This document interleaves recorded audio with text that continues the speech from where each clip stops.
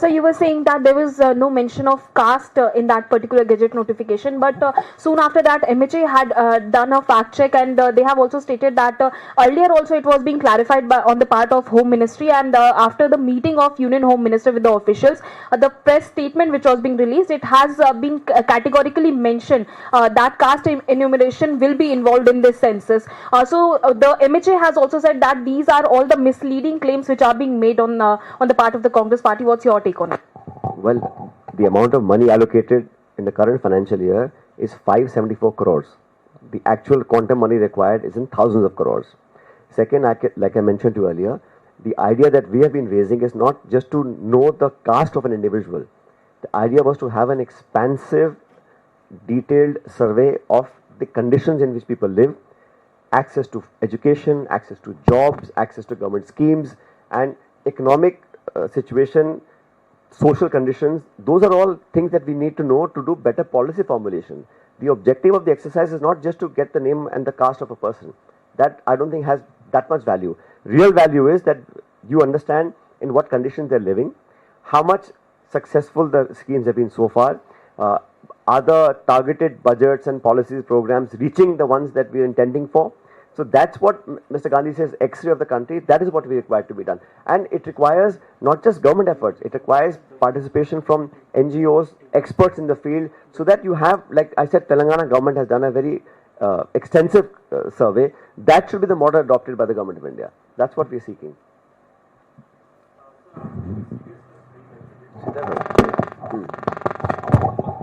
Sir, आपको government के part पे सीरियसनेस नहीं लग रही क्योंकि आप डिमांड्स भी कर रहे हैं, तो क्या लग रहा है आपको, क्योंकि अभी कुछ महीनों के अंदर ये बिहार जैसी स्टेट के अंदर असेंबली इलेक्शन है, क्या वो आपको वजह लगती है कि इस प्रेशर में है या उसके पीछे कोई टैक्टिक है? और दूसरा, आप लोग कर्नाटका में जब सर्वे करा रहे हैं तेलंगाना के बाद में, तो बीजेपी कह रही है कि 165 करोड़ रुपए, 158 करोड़ रुपए जो पहले जो टैक्स पेयर्स की मनी थी वो वेस्ट कर दी गई, अब दोबारा रीसर्वे करा रही है कर्नाटका के अंदर कांग्रेस गवर्नमेंट। ये प्रेशर में है क्योंकि वहाँ तो बड़ी कम्युनिटी है, एक लिंगायत है, कोका लिंगायत, उनके प्रेशर में ये चीजें ये हर 10 साल में सेंसस होता है, इसमें कोई नई बात नहीं है। लेकिन इस बार क्योंकि हम चाह रहे थे कि इसमें जनगणना व्यापक हो और सबकी जानकारी स्पष्ट रूप से आ जाए और उसमें जाति भी इंक्लूड करी जाए, क्योंकि मुझे लगा, हमको लगता था कांग्रेस पार्टी में कि जब तक हम वो आंकड़े सामने लेकर नहीं आएंगे, और मुझे नहीं लगता कि किसी एक जाति या एक समाज की बात है, ये पूरे देश का सेंसस हो रहा है। और मुझे इसमें इशू ये लग रहा है कि सरकार ने बहुत देरी करी है। ऐसे लगभग 60 देश हैं, 60, जिन्होंने 21 और 23 के बीच में सेंसस किया है। तो ये जो बहानेबाजी होती है काम को टालने की, और जैसा मैंने पहले भी कहा, ये हेडलाइन मैनेजमेंट और इशू से कैसे बच के निकलना है। अगर आपको करना था तो महिला आरक्षण का जो आपने बिल पास कराया कब लागू होगा किसी को पता ही नहीं है, तो ये सब अनाउंस कर देते हैं और फिर अपनी सुविधा अनुसार इसको टारगेट करते हैं। तो हम चाह रहे हैं इसमें विलंब ना हो, क्योंकि और ये एक बार जब शुरू हो जाएगा तो चेंज नहीं हो सकता है। इसलिए पहले से ही हम लोगों ने उदाहरण दिया है कि तेलंगाना का पूरा देख लीजिए, और इसमें कोई छोटे बड़े की बात नहीं है। अगर कहीं कुछ काम अच्छा हुआ है, उसके अच्छे परिणाम आए हैं, तो उसको कंसल्ट करने में सरकार को बहुत ज़्यादा इशू नहीं आना चाहिए। जी, मेरा सवाल ये है कि जो आपने इंग्लिश में बोला है, जिसका जवाब दिया है, कल गृह मंत्रालय ने इस पर पूरा स्पष्टीकरण देते हुए तारीख भी गिनाई थी, 30 अप्रैल का जिक्र किया, 4 जून का, 15 जून का, और लिंक भी शेयर किए और कहा कि एक भ्रामक प्रचार किया जा रहा है कि इसको लेकर जाति जनगणना का जिक्र नहीं है, बल्कि पहले से हो चुका है। दूसरा सवाल ये कि क्या तेलंगाना मॉडल के अलावा भी आपका कुछ सुझाव रहेगा, या तेलंगाना मॉडल पर ही अब आप जोर देंगे और इसकी मांग पुरजोर तरीके से करेंगे? ये अबाउट टर्न जो है ना, जुलाई 2021 में सरकार ने लोकसभा में कहा, मैं कोट कर रहा हूं, no such decision regarding caste inclusion in census. सितंबर 2021 में सुप्रीम कोर्ट में सरकार ने एफिडेविट दिया और कहा कि कास्ट सेंसस एक्सक्लूड किया जाएगा, सिर्फ SC/ST इंक्लूड किया जाएगा, और एक कॉन्शियस पॉलिसी निर्णय है। सरकार ने सुप्रीम कोर्ट में एफिडेविट दिया 2021 के अंदर। अप्रैल 2024 में प्रधानमंत्री ने खुद कहा कांग्रेस को कि ये अर्बन नक्सलियों की सोच वाले लोग हैं जो मांग को रखते हैं, और 30 अप्रैल 25 को आपने अनाउंस कर दिया। तो ये सब जो पूरा घटनाक्रम है पिछले सालों का, इसको देखकर इसमें मैं कहां भ्रम फैला रहा हूं? मैं आपको डेट के साथ कह रहा हूं सरकार ने लोकसभा में क्या कहा, सुप्रीम कोर्ट में क्या कहा, भाषणों में क्या कहा, और अब आपने अनाउंस कर दिया है। तो किस इन बातों को देखकर कहां से कैसे भरोसा किया जाए कि इनकी नीयत साफ है? और हम तो कह रहे हैं आप पैसा ढंग से अलॉट कर दीजिए, जो जरूरत है। 10,000 करोड़ रुपए चाहिए, आपने 570 करोड़ रुपए दिए हैं, तो कहां से सेंसस पूरा होगा? और जो हम मांग कर रहे हैं कि हम लोग चाहते हैं कि पूरा व्यापक सर्वे हो, पता पड़े सोशल, एजुकेशनल, पॉलिटिकल, फाइनेंशियल उनकी क्या सिचुएशन है, कैसे जब तक उसमें इंक्लूड नहीं करेंगे या उसकी रूपरेखा नहीं बनाएंगे तो आंकड़ा आएगा कैसे? ये सिर्फ खाना पूर्ति के लिए आपने कास्ट का नाम डाल दिया ताकि इशू खत्म हो जाए और आगे निकल जाइएगा। हमारा उद्देश्य ये नहीं, हमारा उद्देश्य नहीं है कि हम किसको श्रेय लें, लेकिन ये बात सच है। इसकी मांग आई कहां से थी? किस भाजपा के नेता ने पहली बार कहा कि कास्ट सेंसस होना चाहिए? हमेशा आप मना करते रहे, आप मजाक उड़ाते रहे, आप कोस रहे थे हम लोगों को। अब एकदम से जो मन परिवर्तित हुआ है तो सोचना पड़ेगा ना क्यों हुआ है।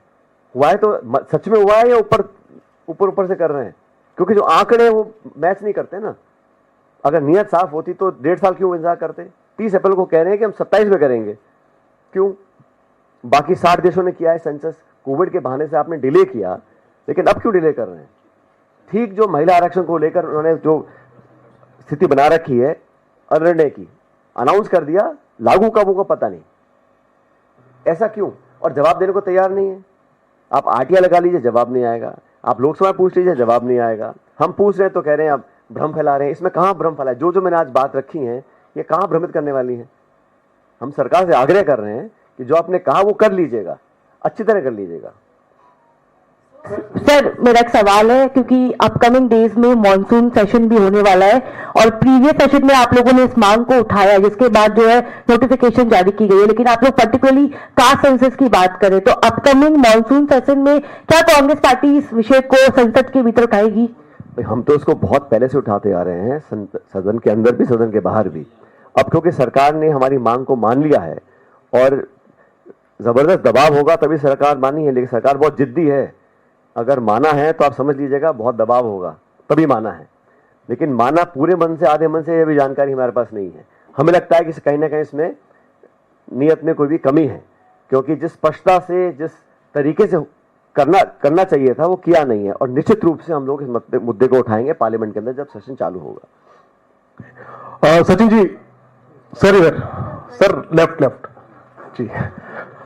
तो अभी आपके पैरेलल बीजेपी दफ्तर में भी एक प्रेस कॉन्फ्रेंस हो रही है और इसी विषय को लेकर के सुधांशु त्रिवेदी ने कांग्रेस पर आरोप लगाया है कि दृष्टि दोष का शिकार है कांग्रेस। और बिहार में जो बीजेपी अलायंस की सरकार है उन्होंने पहले जाति का सर्वे किया, वो उन्होंने कहा है। और साथ ही सवाल ये उठाया है कि काका कालेकर की रिपोर्ट जारी करने का नहीं निर्णय लिया कांग्रेस ने, तो वो आज जाति जनगणना को लेकर सवाल उठा रहे हैं। आप उनको क्या जवाब देंगे? देखिए वो क्या कह रहे हैं मैं ज्यादा नहीं बोलना चाहता हूं, लेकिन इतिहास गवाह है भारतीय जनता पार्टी जातिगत जनगणना के सख्त खिलाफ थी। इसके लिए कोई प्रमाण नहीं चाहिए। जब स्वयं प्रधानमंत्री कहते हैं कि जातिगत जनगणना मांगने वाले लोग अर्बन नक्सली की सोच रखते हैं, इससे बड़ा क्या प्रमाण चाहिए आपको? और भाजपा ने और केंद्र सरकार ने सालों तक इसका मजाक उड़ाया, इसको एक्सेप्ट करने से मना कर दिया। अब अचानक कांग्रेस और राहुल जी की मांग को आप मान रहे हैं तो थोड़ा मन में विश्वास तो पैदा होगा ना कि एकदम से आप मान रहे हैं, घोषणा कर रहे हैं, लागू नहीं कर रहे हैं, नोटिफिकेशन हो रहा है लेकिन पैसा नहीं दे रहे हैं। और हमने फिर दोहराना चाहता हूं, ये संकीर्ण सोच लेके कि सिर्फ हम किसी व्यक्ति की जाति जानना चाहते हैं, ऐसा नहीं है। उसका पूरा बैकग्राउंड, उसका सामाजिक हालात, उसके आर्थिक हालात, उसके शैक्षिक हालात, जब तक वो नहीं सामने आएंगे तब तक कास्ट जान के आप क्या कर लेंगे? तो ये जो भ्रम फैला रहे हैं कि ये समाज को तोड़ने वाली मांग है, इसमें जातिवाद फैल जाएगा, ऐसा नहीं है। सारे आंकड़े आएंगे तब हम कुछ आगे कर सकते हैं। मेरा सिर्फ इतना कहना है कि भारतीय जनता पार्टी आज क्रेडिट, मैंने आपको उदाहरण दिया ना, आधार का, जीएसटी का, इंडो यूएस न्यूक्लियर डील का, जितने भी हमारे पॉलिसीज थे उनको बहुत विरोध करते थे और सरकार में आने के बाद सहर्ष उसका पूरा श्रेय लिया। और ये भी यही इसमें करना चाह रहे हैं। कोई दिक्कत नहीं, आपने मांग को माना, बहुत धन्यवाद आपका। लेकिन भ्रमित कर सिर्फ खाना पूर्ति कर पूरा करेंगे तो वो सही नहीं होगा। इस पर तथ्यात्मक कार्रवाई करनी चाहिए, आंकड़ों के साथ आगे बढ़ना चाहिए, पर्याप्त बजट देना चाहिए और स्पष्ट करना चाहिए कि जो मांग हमने रखी है एक पूरा विस्तृत सामाजिक सर्वे हो ताकि आंकड़े सामने आए। सिर्फ एक कॉलम में जाति लिख लेने से मैं नहीं समझता हूं कि हमारा जो उद्देश्य पूरा हो सकता है। सचिन जी, क्योंकि बिहार में विधानसभा का चुनाव है, कास्ट सेंसस का मुद्दा कांग्रेस पार्टी ने बड़े जोर शोर से उठाया। आपको लगता है कि क्योंकि सरकार ने ये ऐलान कर दिया है तो ये मुद्दा कहीं ना कहीं छीन लिया कांग्रेस पार्टी से सरकार ने, और क्या महागठबंधन को इसका नुकसान हो सकता है या कैसे आप देखते हैं? ऐसा जनता सब जान रही है, देश का प्रत्येक नागरिक भी जानता है कि इस मांग को किसने उठाया था और किसके दबाव में केंद्र सरकार झुकी है और क्यों इस मांग को मान लिया गया है। तो मैं नहीं समझता हूं इसमें कोई श्रेय लेने का किसी को हो रहा है, क्योंकि सब जान रहे हैं, ऐसा नहीं कि कोई जानता नहीं है। और मैं देखा पिछले कुछ सालों में जो स्टेटमेंट्स भाजपा के नेताओं ने दिए हैं, स्वयं प्रधानमंत्री जी ने दिए हैं, वो साफ दिखलाता है कि इनका क्या मन था और अचानक जो हृदय परिवर्तन हुआ है वो किन कारणों से हुआ है। वो सिर्फ और सिर्फ कांग्रेस का दबाव, राहुल जी की तमाम यात्राएं, उनके भाषण और उनका संकल्प सदन के अंदर सदन के बाहर कि हम करवाएंगे, उस दबाव में सरकार ने इसको एक्सेप्ट किया है। लेकिन आधे मन से के मैं आप साफ कहना चाहता हूं कि आधे मन से किया है, सिर्फ खाना पूर्ति कर रहे हैं और जिस उद्देश्य के साथ हमने इस मांग को रखा था उसको पूरा नहीं करना चाहते।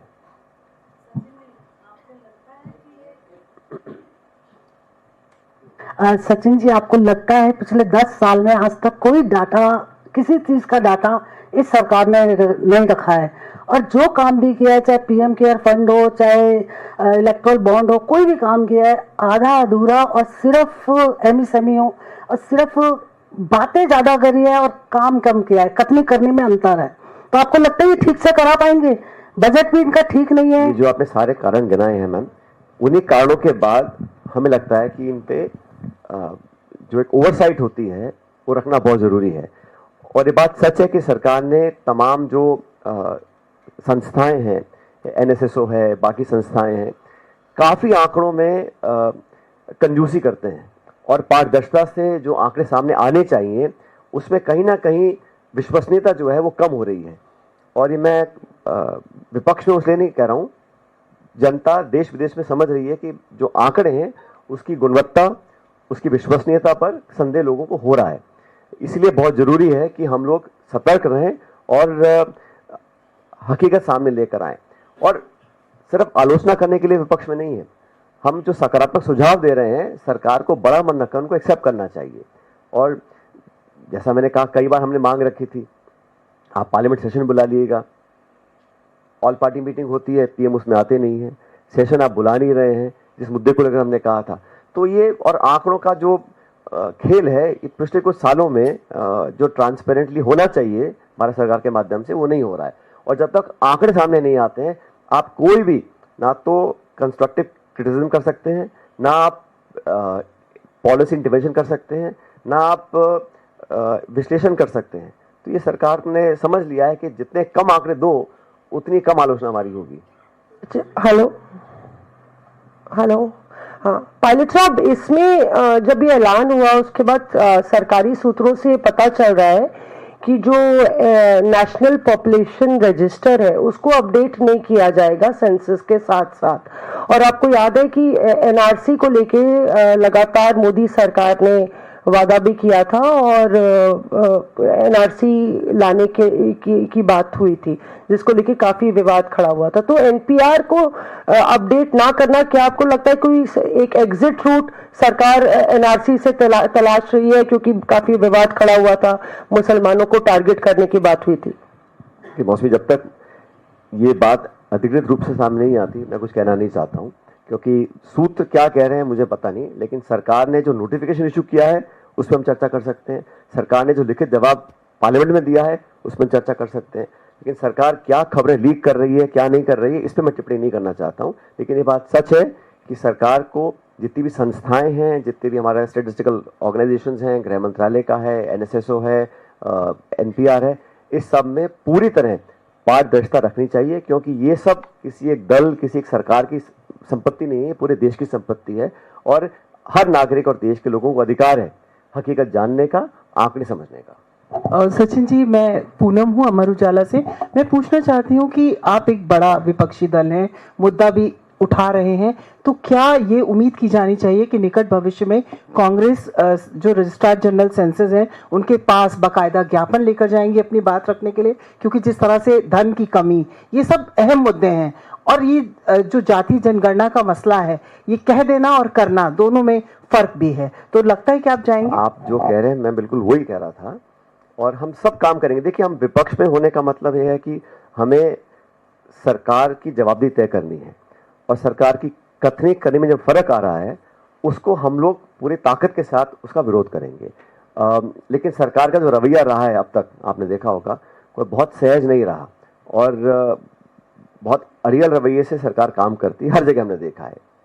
लेकिन हम लोग भी जनता के साथ रहकर, क्योंकि इस लोकतंत्र में सबसे बड़ा दबाव अगर होता है तो पब्लिक का होता है, जनता का होता है, तो सारी बातें लेके पब्लिक के बीच में जाएंगे, और जो इश्यूज हैं वो जनता के दबाव के माध्यम से हम सरकार को हर हाल मजबूर करेंगे कि हमारी बातों को माने, और जो हमारे विकल्प हैं, जैसा भी कहा, सदन के अंदर लोगों से बात करना, उन तमाम रास्तों को हम खुला रखेंगे। जी, इससे अलग एक सवाल है, पूछ सकती हूँ? इस विषय से अलग है। नहीं, आज इसी विषय में बात करते हैं। नहीं, आप ही से जुड़ा हुआ है। नहीं, आज इसी विषय। हाँ, पूछ लेते हैं। हाँ, मैं इस विषय पे जवाब दूंगा। सचिन जी, एक तस्वीर आपकी और गहलोत जी की वीडियो बहुत ज्यादा वायरल हुई थी, क्या वो भी खुले दिल से आप लोगों का मिलना था या कुछ था उसके पीछे भी? हेडलाइन मैनेजमेंट, कास्ट सेंसस, जाति का जनगणना, उस पर आज मैं चर्चा कर रहा हूँ। हाँ सचिन जी,